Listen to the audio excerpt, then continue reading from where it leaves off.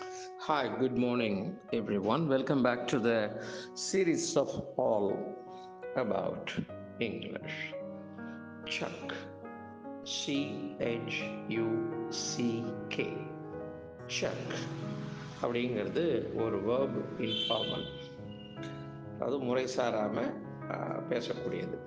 மற்ற இடங்களில் சாதாரணமாக கலோக்கியலாக அதுக்கு என்ன மீனிங்னா throw something carelessly or casually, ஒரு கவனம் இல்லாமல் ஒரு பொருளை விட்டு எறிகிறோம்ல, அதுக்கு சக் அப்படின்னு சொல்லலாம்.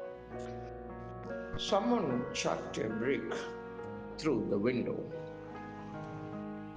ஜன்னல் வழியா யாரோ கல்லை விட்டு எறிஞ்சிட்டாங்க. பிரிக்குன்னா செங்கல்.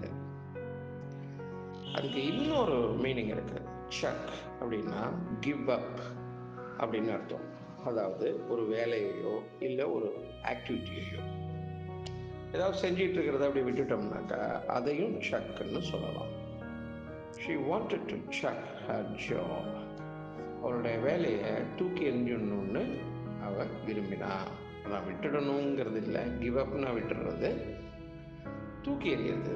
She wanted to chuck her job. அவள் வேலையை விட்டு விட்டு கடாசணும் அப்படின்னு அவள் விரும்பினாள். அதுதான் இதுக்கு பொருள்.